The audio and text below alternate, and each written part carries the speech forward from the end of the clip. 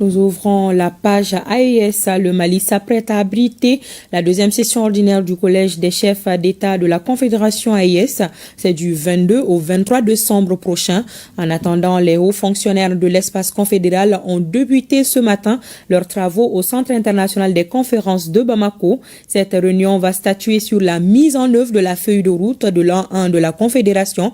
La session ordinaire du Collège des chefs d'État de la Confédération AES se déroule dans un contexte sous-régional se caractérisant par des défis et enjeux sécuritaires et géopolitiques majeurs. L'objectif de cette session est de favoriser l'accélération de la réalisation des grands projets et chantiers prioritaires de la Confédération.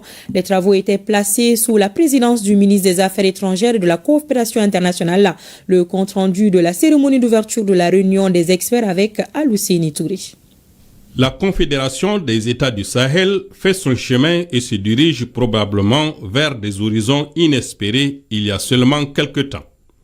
La volonté de nos trois chefs d'État et l'accompagnement des peuples du Sahel constituent dans une large mesure les principaux carburants de ce bond en avant. Depuis la première session historique du Collège des chefs d'État tenue le 6 juillet 2024 et consacrée à la création de la Confédération, le processus de construction de l'architecture confédérale n'a cessé de se renforcer.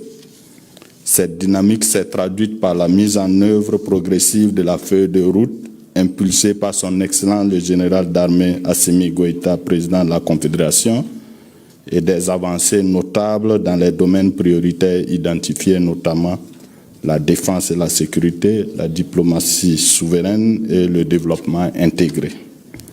Chaque progrès enregistré consolide nos acquis, renforce la crédibilité de notre organisation et accroît son ancrage régional et international en parfaite cohérence avec les principes de dignité, d'indépendance et de solidarité africaine. À cet égard, permettez-moi de saluer la clairvoyance, la constance et la profondeur stratégique de la vision portée par le président de la Confédération, qui a inspiré et structuré ces 18 mois de vie confédérale.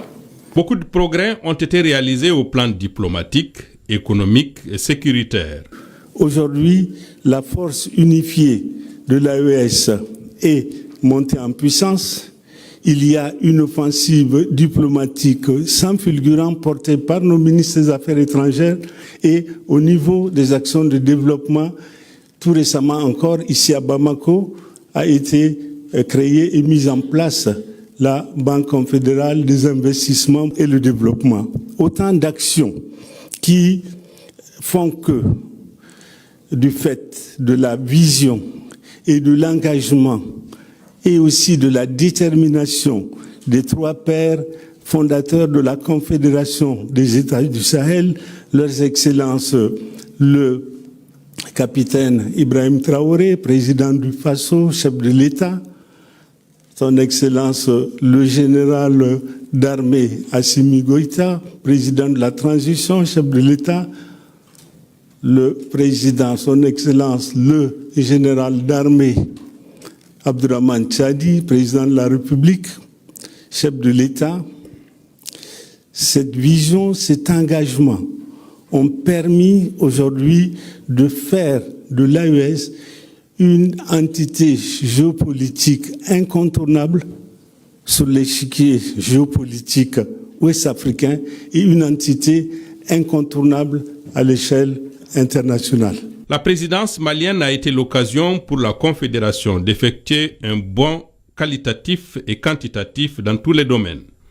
La réunion des hauts fonctionnaires de l'AES va examiner le projet de rapport élaboré à cet effet, le projet de rapport issu des discussions avec la CEDEAO, le projet d'instrument juridique relatif à la poursuite de l'opérationnalisation de l'AES. Durant sa jeune expérience de vie, la Confédération des États du Sahel a su s'imposer comme une réalité géopolitique qui compte et avec laquelle il faut compter, tant au Sahel que dans la région de l'Afrique de l'Ouest, en Afrique plus largement et même au-delà.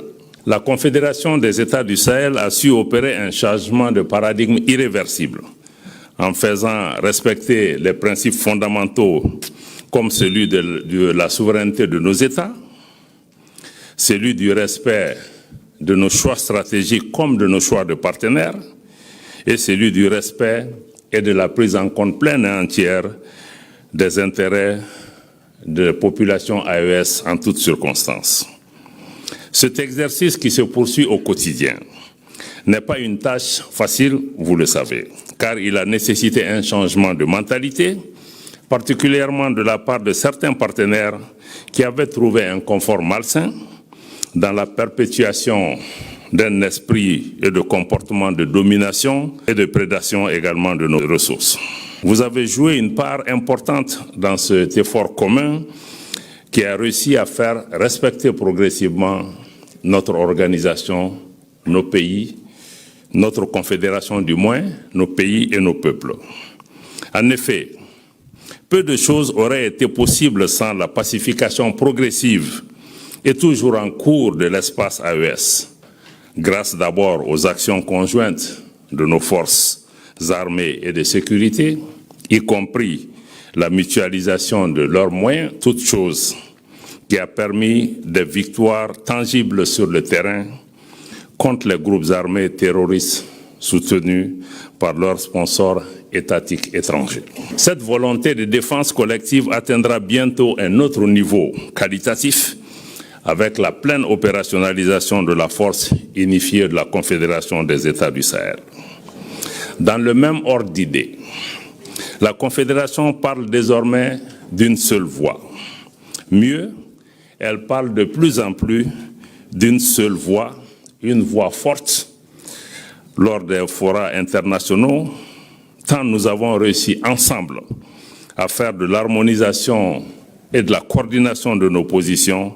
Notre action diplomatique aujourd'hui est une réalité qui se consolide de jour en jour.